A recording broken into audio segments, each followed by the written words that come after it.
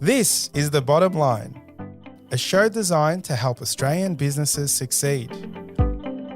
On the show, you'll hear from leading Australian business owners as they share the lessons they've learned building their companies. You'll learn from their successes as well as some of the challenges they faced along the way. We also talk to experts from a range of fields who share specialised techniques you can use to improve your business. I'm your host, Savan Tuna, and I'm a director at Alexander Spencer, and I'm really passionate about helping Australian businesses succeed. Many business owners grew up in a family with a long entrepreneurship history. These families often pass down their knowledge and skills from generation to generation. However, they become so accustomed to tradition that they sometimes fail to recognise its potential limitations. In today's ever-changing business landscape, how can you stand out and stay ahead of the game? That's exactly the question we'll answer in today's episode. With us on The Bottom Line is Andrew Crosby. Andrew is a retired business owner and founder of Blinds Online, an e-commerce business that sells blinds all over Australia. Andrew takes us through his entrepreneurial journey in starting his e-commerce business and how he ultimately decided to sell his company. You'll discover the key elements in successfully building a business, gain insights on what happens during the M&A process, and you'll hear Andrew share his thoughts on which industry he would choose if starting a business again. Let's dive in. Hi, Andrew. Thank you so much for joining me on The Bottom Line today. No problem. Really excited today. And for those that don't know you, can you please tell us a little about you? Finished school at the end of Form 5, or Year 11 as I do nowadays. Basically went straight to work with my father and my brother, which eventually turned into Dollar Curtains. It used to be Crosby Furnishings. Turned into Dollar Curtains. We got it up to about 35 shops. I then got out to do my own thing. A few years later went broke, which I think everybody should do at least once. Then went out on my own, again in window furnishings, because that's what the family specialised in. Dad gave me the love of retail, of selling. That was what it was all about, and the joy of selling. Been in window furnishings for up until I retired, about 40 years. Then my wife, Jill, started messing around on eBay, of all things. I was getting all this stuff in the mail, bowls and crystal vases and you name it. And then I made it the challenge, why don't you try and sell a blind on eBay? She started selling blinds on eBay. We had our own little Crosby Online, I think we called it. Within about 4 months, we had our own representative from Canada, eBay, ringing us up to look after us, which was a surprise. It grew and grew, and then we decided maybe we should get a website. We got a website. Long story there, 3 or 4 different developers. So the first lot were useless. And then it just took off. It absolutely flew. Wow, what a story. We got to unpack a fair bit of that. Yeah. Now, take us a little bit back to Dollar Curtains. Were you an employee or were you part of the family business? It's a family business. Dollar Curtains in Melbourne, quite famous. There were 35 stores. You couldn't miss it. Tell us about the journey of the growth in that area.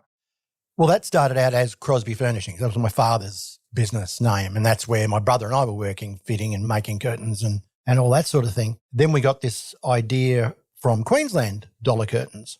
A guy up there had 21 stores. We went up and saw him, and basically it was just selling fabric by the metre, no making, nothing, just selling rolls of fabric by the metre, $1, $2 and $3 a metre. That's all it was. Anyway, we brought it down here and started playing with it, and we ended up just opening shop after shop after shop. And then Sheridan, who used to be in curtain materials, they shut down their whole window furniture, or their curtain division.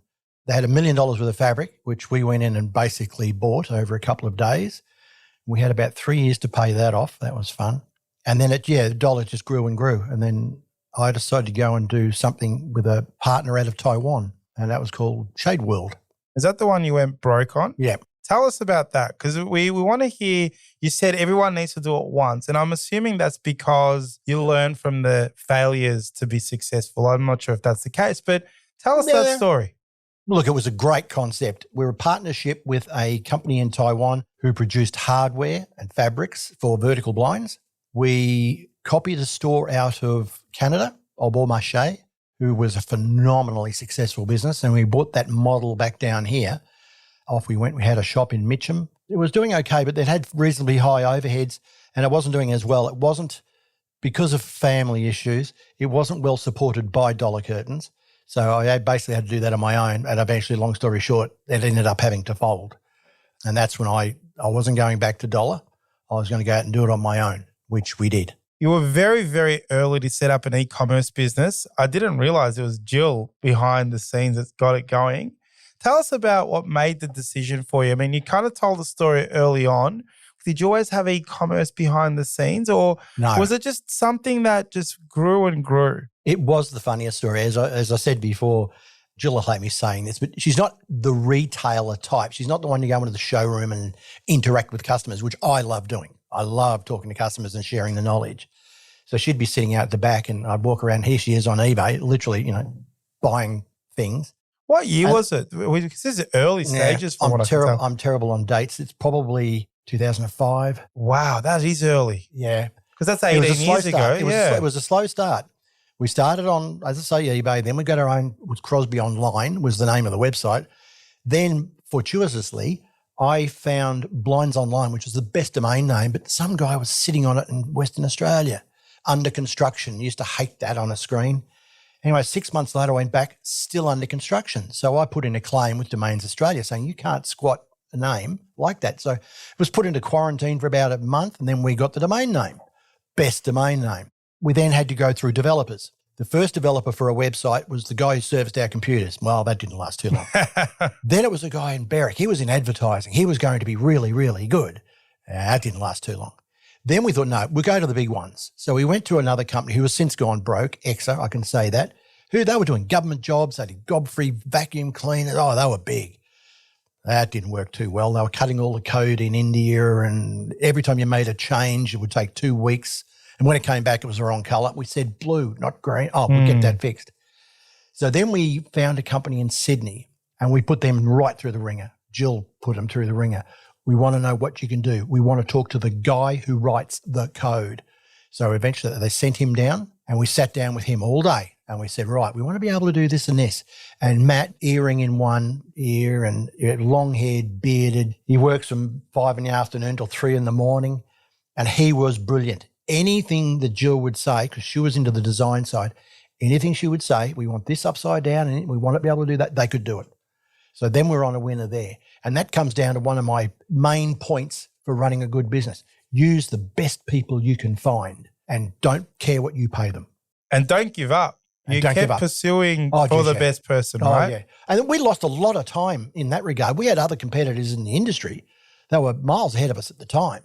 But eventually we got through and we discovered that was the thing. Another one we chose was a design company. I knew our colours were wrong and I knew our look was wrong. It was gold and burgundy and all this sort of stuff. And that wasn't right. So we got onto Davidson Marketing and they were awesome. We actually met them at a council dinner. Casey Council used to throw business dinners and we would go to any of these sorts of things to speak to people and get knowledge and all this sort of thing. Davidson were out there. And anyway, they came out and they said, right, what do you do? How do you do it? Who do you do it to? How often do you do it to them? Well, what's up? What's down? What's left? What's right? And they gleaned all this information. Then they came up with this in their boardroom. Must have been 200 A4 sheets of paper on the wall of all these colours and designs and so on. And we did a melding. Are we selling on cheap, speed, quality, or simplicity? I forget what the other ones were. And we did a melding of those. And I'm not joking. We changed our website. They gave us a design for the showroom, including a model on the desk, which was really cute.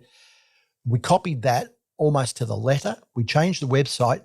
Within about 4 months, we doubled our turnover. Wow. Absolutely doubled our turnover without thinking. So I forget what we paid them. I would have paid them 3 times. Wow. They were brilliant. So again, it comes down to find the best people in their fields, use them, and don't begrudge what you pay them because they made their money up 10 times over. For our listeners that don't know Blinds Online, so you started it with 0 revenue and you just said it doubled in revenue post this sort of advertising and branding exercise. But tell us the revenue journey. So, because I know you got to a seriously high revenue at exit. How quickly did that happen? In what time frame was that? Oh, it was only a matter of years. I think it was 7 or 8 years. So 7, 8 years. What revenue? So it went from 0 to what? We got up to about 13 million. Revenue. That is amazing. The statistics on it were insane. very quickly, the company that bought us, there were two companies vying for us. One was Spotlight. They were really dark. They didn't get it. And the other one was Hunter Douglas Luxaflex out of New York. They wanted us. We were sitting down having a chat in our boardroom with the Australian managing director and financial controller. And he was saying that Luxaflex Australia was the highest turnover per employee of any of their divisions in the world.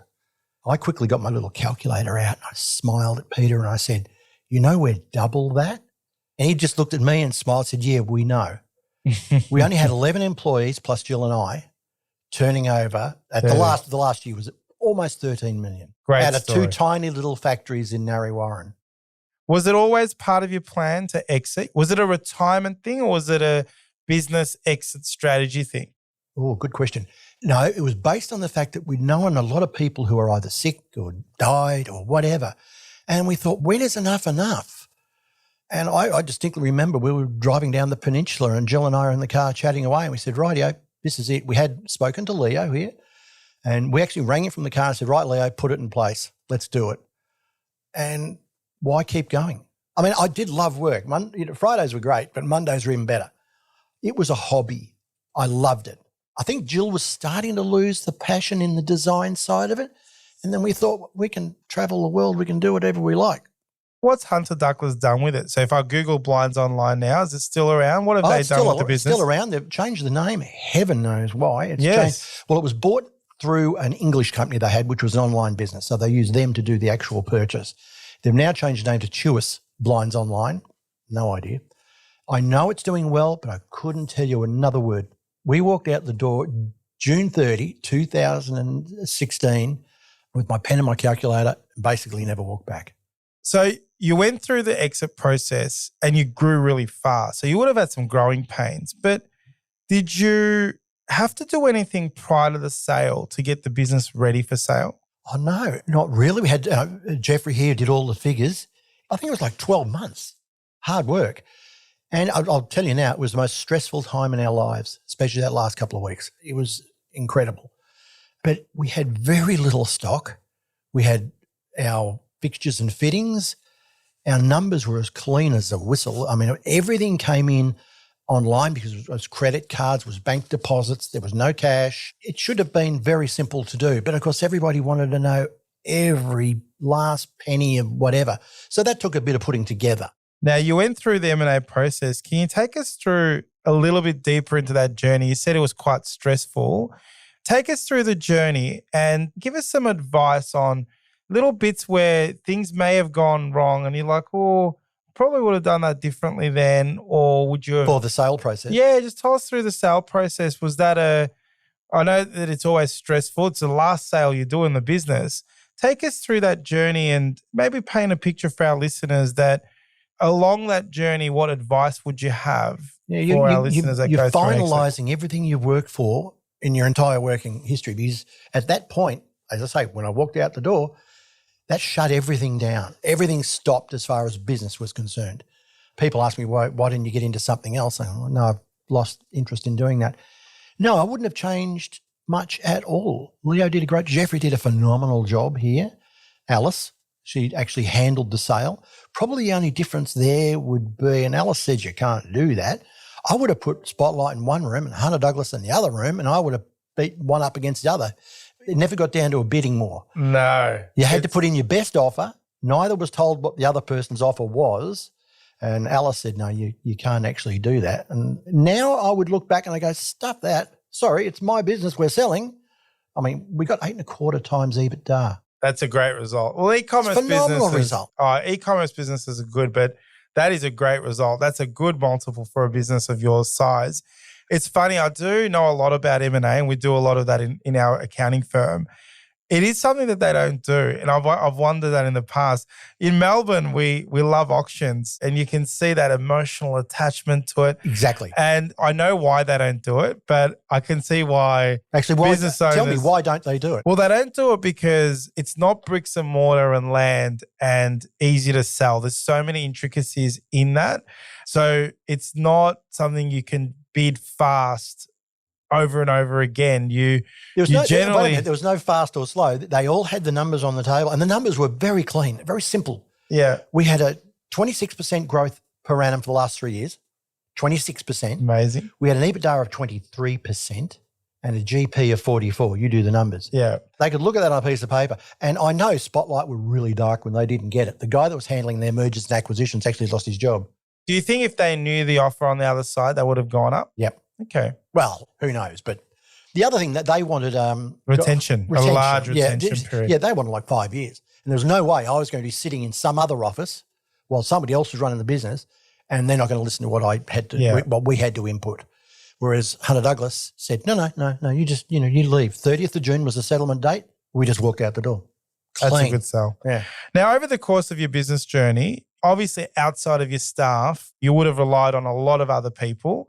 Did you have mentors or people you leaned on outside of your staff? Yeah, good point.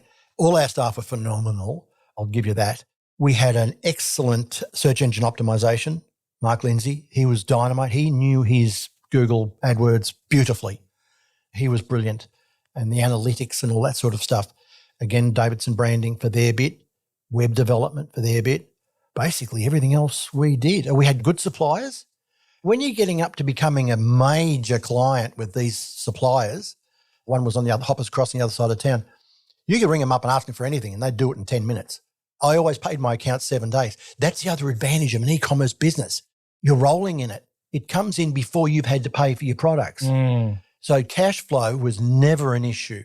So I always paid, I love paying bills. When you've been broke once and it comes to paying bills after that, you love paying bills when you've got the ability to do so. So I used to pay everything 7 days. That's actually good advice. We have a lot of clients in the property and construction industry and they're all good clients and they're great businesses. But one of the things they all have in common is that they pay their suppliers sometimes earlier than when they're due, like you suggested there. And it's a fight for good trades out there in the property and construction industry. And it's the ones that treat their suppliers with respect. It's just a great relationship. So we do see that in some other industries where it's a strategy or good business. Good business. And you've done that with obviously having good cash flow in the way that your cycle of money comes in. You've leveraged that. We had one architect ring us from Queensland and said, oh my God, we've tried to hand over this mining village of, I think it was 200 units. But when they went through to do the check, they forgot the blinds. We need 400 blinds by the end of next week. Really? I rang up the supplier. I said, rightio, they just want cream colour. They don't care what, just cream. I need 400 blinds by the end of next week. He said, okay. And he did it. And that's what it's all about. They paid for it on American Express and they were all flowing up there on a private plane. They were all flowing up there and they got them in there and they handed over the whole village. But yes, you go to your supplier and you can ask for anything. You've had a long journey in business in various different companies and you've always been an entrepreneur and a business owner. If you had your time again, what are some of the things that you'd do differently? I spent a long time working in a 5K radius sort of around our office where we had it when we were doing the curtains in the traditional way. I would go out and measure it. I'd come back and organise to get them made and then I'd go out and fit them. And then as we got a little bit bigger, we had other people doing that for us as well. I would have got into the internet earlier, but I wouldn't have changed much. Once we got our domain name, I don't think I would have changed much at all. No, I think we had it down pretty right. Yeah, I know you sold probably when you wanted to sell. Do you think you sold early? Do you think you were on you said 26% there. Do you think you could have gone at 18 mil, 20 mil, and then you got a bigger check at the end? Yeah. How much do you need? That's true. Who else do you know that flies his own 5-seater plane? Turbine helicopter. Got that one. Oh, I got a new helicopter on order. We live in a beautiful home and we fly around the world 3 times a year first class. What more do you want? Yeah. You got to leave something behind for the buyer to grow, right? I think that's important. And I believe they've done so. Now, I've got a lot of young clients. We're a dynamic firm here at Alexander Spencer, and there's lots of young clients starting out. Yeah, good. What advice would you give a client that is in e-commerce that is specifically wants to build that business for scale to exit? You've given some snippets, but what's one key success factor for that client? Never sell anything by the hour. There's only so many hours in a week. And I don't care if you're a brain surgeon or a barrister to Donald Trump. Never sell anything by the hour. Sell a product. Always sell a product that can be scaled. Preferably, sell a product you don't make. And you don't have to worry about that side of it. Get on the internet. You're now not dealing within a 5K radius. We were dealing all over Australia, and I'm talking all over Australia, and as I said before, employ the best people in their fields. Make yourself look as professional and as polished as you can. I mean, we were over the top with making sure that every interaction with the customer was perfect. Our sampling, we had 2 laser cutters for cutting our samples. We had the samples, labels were made specially for us with a special glue so they stick to all the fabrics.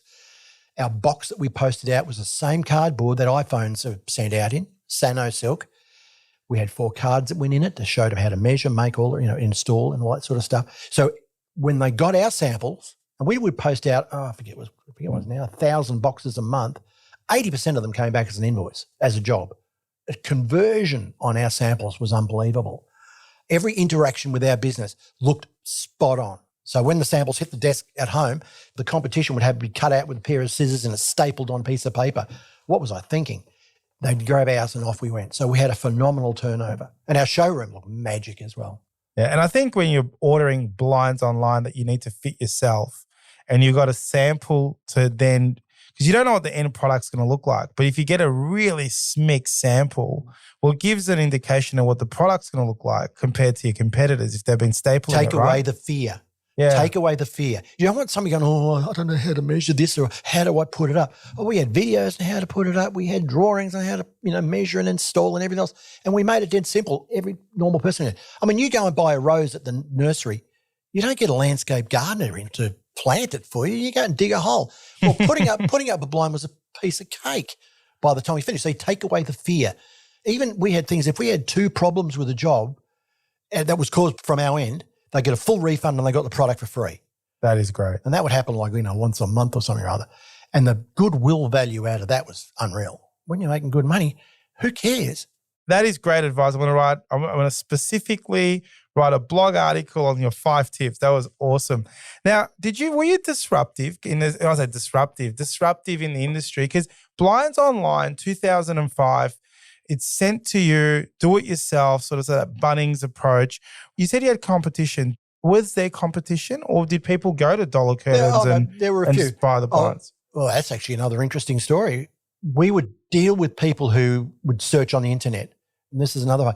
I'd like to explain. We started advertising on TV, Foxtel. We were spending about 40 grand a month on Foxtel because I was trying to convince people that you don't need to go into a shop to do your blinds. Oh, that's a great idea. But then one day, in a dose of blinding reality, I realised that those people who shop online, search online. So I rang up the advertising guy and I said, right, kill all Foxtel. And he had a fit. I said, no, we're just going to do Google AdWords. Again, we did that, and I'm not kidding. We probably doubled our turnover again just on doing that. We had 4 big billboards up, and people who aren't go online, they don't look there. They go on the internet to do their research. So that's where it was important to get your search engine optimization spot on. And that worked incredibly. That was amazing. So was there other competition that did blinds on? So you weren't the first to market? No, and we were a bit behind the 8 ball because we tried, as I say, 3 previous web developers. They were all useless and things like that. So we were a couple of years behind. Now, if you wanted to go all again, and let's say you weren't traveling 3 times a year and you had the energy, what business would you do again? You've been in window furnishings your whole life. If you got the money, you got the energy, what's the business you start up today? My father once taught me, do what you know. And we knew window furnishings, inside out and upside down. So that's what we did. I don't think I could have tried anything else. If I was talking to a young couple now, I would say get onto YouTube. I was just doing quick research this morning. What's the most popular YouTube thing ever done?